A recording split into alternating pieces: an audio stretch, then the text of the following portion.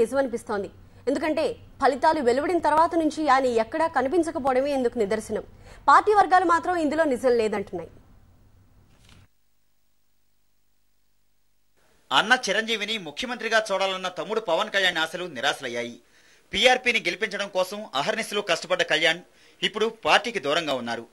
మొదటి నుంచి విలక్షణమైన వ్యక్తిత్వం ఉన్న పవన్ పార్టీలో జరుగుతున్న పరిణామాలపై అసంతృప్తితో ఉంటూ వచ్చారు.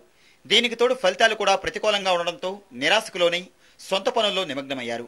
ఆగిపోయిన కొమరం పులి షూటింగ్ పూర్తి చేసుకునే పనిలో బిజీగా ఉన్నారు. అయితే పార్టీ వర్గాలు మాత్రం పవన్ కళ్యాణ్ కు ఎటువంటి అసంతృప్తి లేదంటున్నాయి.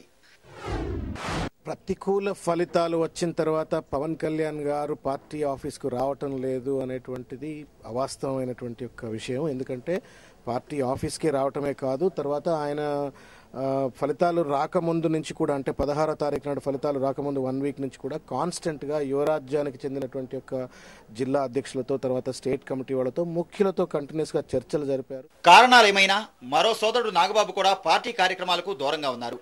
ప్రజారాజ్యం ఆవిర్భావానికి ముందు అంతా తానై పనిచేసి ఇప్పుడు ఆయన కూడా దూరంగా ఉండడంపై పార్టీ శ్రేణుల్లో చర్చ సాగుతోంది. అన్నను ముఖ్యమంత్రిగా చూడాలన్న కలలుగానే మిగిలిపోవడంతో తమ్ముడు పవన్ కళ్యాణ్ నిరాశ నిస్పృహలో ఉన్నట్టుగా తెలుస్తోంది. అయితే ఇదంతా వాస్తవం కాదని పార్టీ వర్గాలు కొట్టిపారుస్తున్నాయి. ఇక మరోవైపు పార్టీ సినీ గ్లామర్తో ముందుకు సాగదని, సైద్ధాంతిక పునాదితో మాత్రమే పార్టీని 5 సంవత్సరాలు నడపగలమన్నది పవన్ అభిప్రాయంగా పార్టీ వర్గాలు చెబుతున్నాయి. కెమెరామెన్ రంగనాథ్తో పివి శ్రీనివాస్, టీవీ9 హైదరాబాద్.